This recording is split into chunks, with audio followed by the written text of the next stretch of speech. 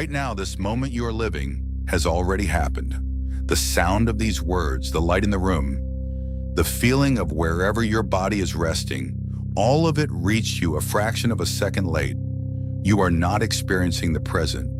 You are experiencing a memory of it, so fresh, so seamless, that you have never once caught it in the act, because your brain is not a window onto the world. It is slow. It takes real time to gather the light and the sound and to build them into the scene you are seeing right now.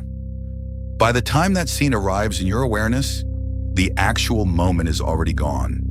You are always, every second of your life, living a little bit in the past. And tonight, I am going to show you exactly how far behind you really are. Start with the plain physics of it. Nothing reaches you instantly. Light from the world has to land on the back of your eye. That has to be turned into a signal. That signal has to crawl along your nerves, which are slow, far slower than wires. And then your brain has to do the hardest part of all. It has to take that raw flood of information and actually make sense of it. Assemble it into edges and faces and meaning. Every one of these steps costs time. Not much, a fraction of a second. But it is never ever zero. So the world you are seeing is not the world as it is, right now. It is the world as it was a heartbeat ago. You are watching a recording and calling it live. And it gets stranger because your senses do not even run at the same speed. Light and sound travel differently, and your brain processes them differently. A clap of hands across a room reaches your eyes and your ears at slightly different instants. By all rights, the world should feel out of sync, like a film with the sound sliding off the picture. But it does not, and that is the clue. Your brain is quietly holding the signals, waiting for the slow ones to catch up, and then stitching them together into a single, smooth moment. Which means the seamless now you are experiencing is not raw reality at all. It is an edit. Your brain is a film editor, working in the dark, splicing the world into something that feels immediate. And it never once shows you the seams. So how far behind are you really? When a flash of light hits your eye, it takes only a few thousandths of a second to become a signal. But then that signal has to travel and be processed and be woven into a conscious image you can actually see. And by the time all of that is done, roughly 80 milliseconds have passed, around a tenth of a second. It does not sound like much, but it means that every face you have ever looked at, every sunset, every person you love, you have only ever seen as they were a tenth of a second ago. You are permanently behind the world by that small, unbridgeable gap, and you can never close it. The present, the true and actual now, is a place your awareness is simply never allowed to stand, which raises an obvious problem. If you are always a tenth of a second behind, how do you ever catch a ball? How does a driver hit the brakes in time? If we truly acted only on old information, we would fumble everything, forever a beat too late. So the brain does something audacious. It predicts. It does not just report where the ball is. It calculates from where the ball was, where the ball is about to be, and it shows you that instead. Your brain is constantly running a simulation of the immediate future and painting it over the lag so that you feel like you are living in real time. The now you experience is not only a memory of the past, it is partly a guess about the future, dressed up to feel like the present. You are watching your brain's best prediction and mistaking it for the world. And this breaks the last thing you thought you were sure of, that the present is a single, razor-thin instant. It is not, at least not to you. What you experience as now is actually a smeared-out window of time, a couple of seconds wide, that your brain holds together as a single felt moment. Psychologists have a name for it, the specious present, the false present. It is why you can hear a whole phrase of music as one shape instead of a string of disconnected notes. Your brain is not handing you reality one frozen frame at a time. It is handing you a rolling, blended window, built from the recent past and the predicted future, and calling the whole bundle now. The present you live in is not a moment, it is a story, told just slightly after the fact.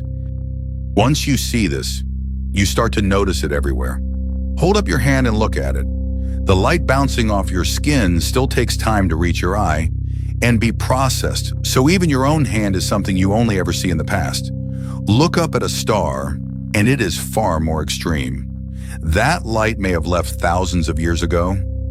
The star itself might already be dead, and you are seeing a ghost. But here is the quiet shock. It is only a difference of degree. The star is thousands of years old. Your hand is a fraction of a second old. But nothing you have ever seen has been truly present. Every sight that has ever reached you was already history by the time you saw it. You have spent your entire life looking at a world that has already moved on. So let us be honest about where you actually live, not in the world, in a model of the world. Your brain takes the delayed signals, fills in the gaps, predicts the missing pieces, and renders a rich, seamless, convincing scene, and then it lets you live inside that rendering. Some scientists call ordinary perception a controlled hallucination. Not because it is false, but because it is built actively inside your skull, rather than simply received. The room around you feels absolutely solidly real, and it is real out there. But the version you are experiencing is a construction, assembled a fraction of a second after the fact, from a moment that has already ended. You have never once had unmediated contact with reality. You have only ever had the model, and the model is always running a little behind. And it does not stop at the outside world. It reaches all the way in to you. Even your own thoughts and choices arrive with a delay. Experiments have shown that the brain often begins to act on a decision before you become consciously aware of deciding. The choice is already moving, and only then does the feeling of choosing catch up and take the credit. So the self you experience, the one that seems to be running the show in real time, is also a beat behind, narrating events that have, in a sense, already happened. You are not the live pilot you feel yourself to be. You are more like a passenger receiving the news of your own life a fraction of a second after it unfolds and experiencing it as if it were happening exactly now. So sit with the strangeness of it. The present moment, the true and actual now, the one everyone tells you to live in, is a place you have never once been. By the time you feel it, it is already the past. You are like someone running toward a horizon that retreats at exactly your speed. Always heading for the present, never arriving. Every now you have ever had was already a memory, dressed up to feel immediate. And this can sound bleak at first, as if you have been robbed of your own life, kept one room behind reality, forever locked out of the only moment that is real. But there is another way to see it, and it turns the whole thing around. Because if the present was always a memory, then the moment you can actually attend to, this rich, constructed, slightly delayed now, is the only present you were ever going to get. And it is astonishing that you get it at all. Out of raw light and slow nerves and electrical noise, your brain builds a seamless, living, felt world and hands it to you, whole. That warm cup in your hands, the face of someone you love, the sound of rain. Yes, they are constructions, arriving a heartbeat late, but they are also the closest thing to now that any conscious being can ever hold. The lesson was never that the present is fake. It is that the present is precious and fragile and already slipping away, even as you feel it, which is exactly why it is worth your full attention while it is here. So the next time someone tells you to just live in the present, you will know the beautiful, complicated truth of it. You cannot, not really. The true present will always stay a tenth of a second out of reach, on the far side of a gap you can never cross. But the now your brain builds for you, the one you actually live in, is still yours. It is still the only life you will ever have, and it is happening right now, or near enough to now that it makes no difference to a heart that pays attention. You are never going to touch the real present, but you can meet the one you were given fully and gently and awake. So let me leave you with this. If every moment you experience is already a memory, how would you treat this one, knowing it is already slipping away? Tell me in the comments. And if you love ideas that quietly rewire how you see everything, subscribe to First Principles Talk. We're just getting started.